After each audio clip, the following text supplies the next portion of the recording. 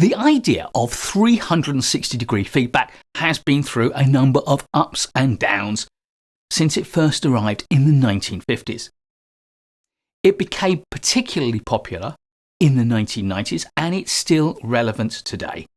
So let's take a look at 360-degree feedback from a range of different perspectives.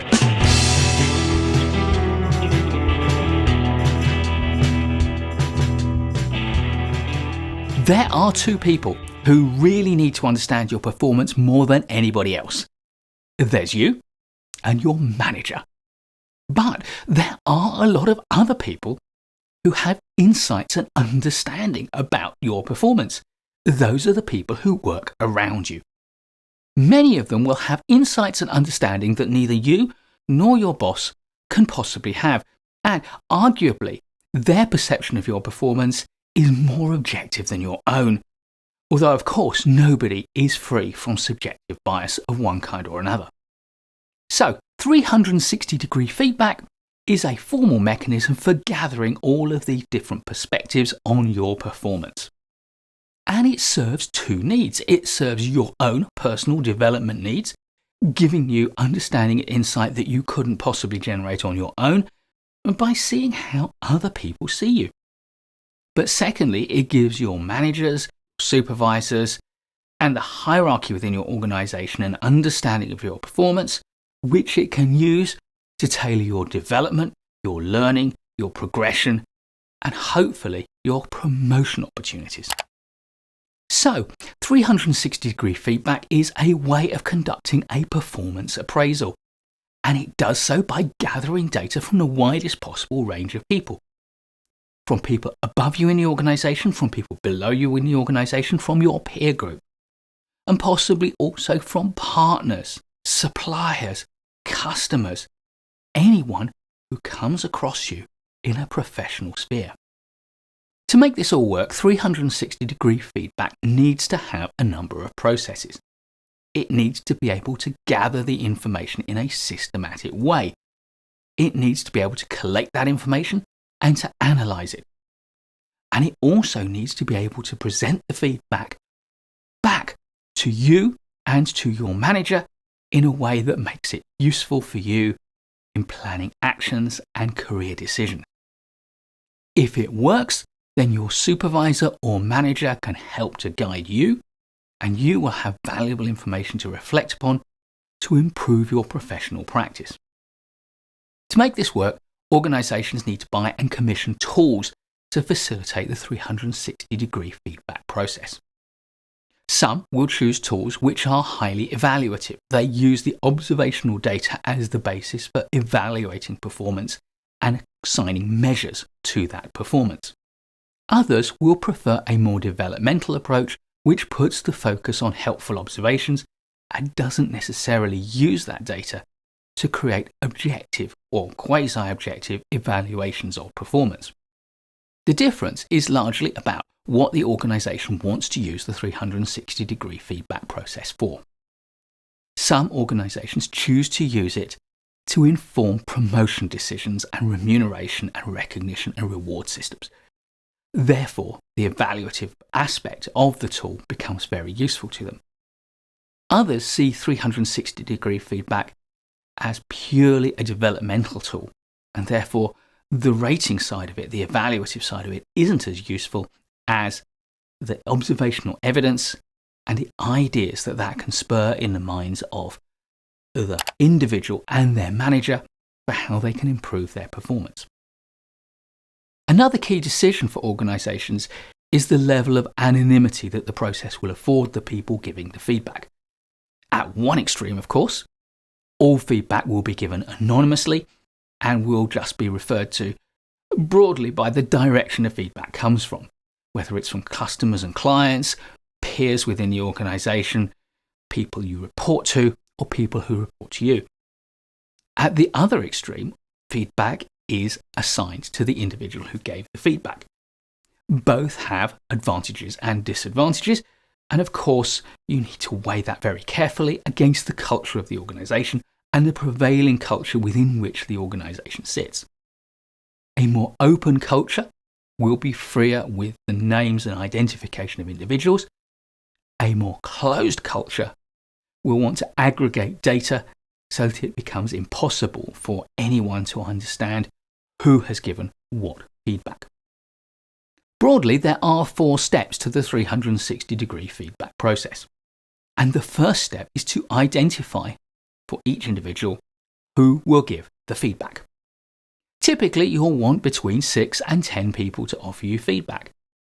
Obviously, the more people offer feedback, the better the quality of the data set you'll get, and the easier it will be to understand if one person's perception is out of kilter with other people's. With a small group, you can easily have the perception of the whole group skewed by one individual who sees things in a very different way, or who has a particular bias. However, there is a law of diminishing returns. If you seek too much feedback from too many people, then there becomes a big burden in analysing the data, and you don't get substantially improved understanding. It also becomes onerous on people within the organisation, because obviously if you're asking for 360-degree feedback from many people for an individual, when you multiply that across all the individuals in the organisation, there's suddenly a big burden on everyone to give 360-degree feedback. Ideally, selection of the candidates for giving the feedback will come from a collaboration between the individual performer on whom the feedback is to be given and their manager or supervisor. There may be particular individuals that I want to hear from, even in an anonymised form, and likewise my manager may identify other individuals whom they want to hear from as part of the feedback. If one of us has reason to believe that somebody might give a biased count, then we can choose together to remove them from the list of candidates for 360-degree feedback. In the second step, the reviewers will complete some form of questionnaire to gather the 360-degree feedback from them. These questionnaires will usually have a number of statements to evaluate, often based on the competencies expected of the person that they're reviewing. These will likely be drawn from a job description, a competency framework, or possibly even a contract.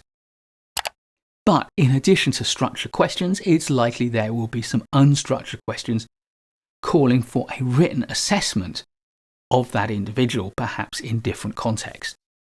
For me, this is where 360-degree feedback becomes particularly useful, because you are getting an unfiltered view from an individual of how you perform, without the constraint of looking at a particular competency or a particular scenario. And of course, if the organisation has gone for an evaluative approach, it may be that each reviewer will score the performer against a number of criteria on some numerical or other scale. At step 3, the software will collate and analyse all the data to produce a report. This report will usually summarise performance against each statement, and it will produce a statistical analysis of any scoring that the reviewers have given. And of course, it will collate together the different text statements that reviewers have given. Finally, at step 4, the manager or appraiser will meet with the performer to discuss the 360-degree feedback. This usually works best as either a facilitated discussion or a full-on coaching session, where the appraiser helps the performer to understand and interpret the different statements that have been made and any statistical scoring. From this, they can work on a development plan that will help the performer to improve their performance going forward. Now, all of this sounds great. So are there any problems with 360-degree feedback? Well, as you'd expect, each reviewer can be more or less accurate in their assessment of the performer's performance. And some of the things that can contribute to inaccuracies are things like a lack of clarity of understanding about what the organisation expects of the performer, and therefore of the competencies against which they are reviewing them. You can, of course, resolve this by doing a lot of work up front to make sure everyone in the organisation, and in particular people who are going to be offering performance reviews in the 360 process, fully understand what the expectations are on individuals within the organisation. And in particular, in handing out 360-degree questionnaires, you should also be providing people with the information they need to properly interpret what those questionnaires are asking, so that they can give the best possible score, best possible analysis of the performer's work. It's also possible that people can lack accuracy in applying a competency framework. They understand what the framework means, but they may not understand what the scoring mechanism is, how it works, or indeed may have limited experience to apply an accurate score. This is about training potential reviewers so that they understand how the 360-degree process works and what will be expected of them as reviewers. The next possible problem is selective observation. Reviewers may not have observed everything that they need to have observed to give a valid opinion on every aspect of the 360-degree framework. A good system, of course, will allow them to opt out of a particular question by stating that they don't have any evidence upon which to apply an assessment. However, if you are choosing wisely your reviewers, then you will find that most reviewers will be able to answer most questions. If that's not the case, then you have probably chosen the wrong reviewers. Harder to deal with is unconscious bias. Some reviewers will have a perception unconsciously that is biased in one way, and therefore their feedback that they offer will also carry that bias. For example, it's hard to separate first impressions from thorough observations. And if their first impression of an individual was different to their long-term performance, then that bias can creep in. The best way to deal with this kind of bias is firstly to give people training within the broader review process training that addresses the concerns that you have around unconscious biases, and the second is to make sure that reviewers have observed the performer for long enough, possibly as much as a year, that their first impression will have mellowed and been affected by the long-term performance, which really matters. It's also, by the way, possible that an individual recent event can weigh more heavily in the minds of potential reviewers, and that's a harder bias to deal with because they may have seen good performance, good solid performance, month after month, for year after year, yet one recent incident can colour their whole perception. Once again, a good 360-degree process will allow for individual events to come out and be highlighted, but for the background performance level to be what people focus on. The final risk is conscious bias. Some people may have an axe to grind, and that may be towards the positive or the negative aspect of performance. It may be that there are some people who just like the individual performer and will give them better feedback than they really deserve, whilst there may be other people who are determined to undermine an individual. The only way we can do this is for the performer and their manager to sit down and to assess critically all of the candidates to try to spot potential instances of bias. Done well, 360-degree feedback is excellent. As an individual in an organisation where 360-degree feedback is managed and managed well, it is a real gift to you and to your manager in developing your performance. And if you have the opportunity to opt into 360-degree feedback, then I strongly recommend you do. And if you are a manager and have that tool available to you, then once again, I recommend you use the tool and encourage your team members to use it as well. Please do give this video a like if you've enjoyed and learned from it. I'll be creating loads more great management courses content, so please do subscribe to the channel and hit the bell so you don't miss any of it.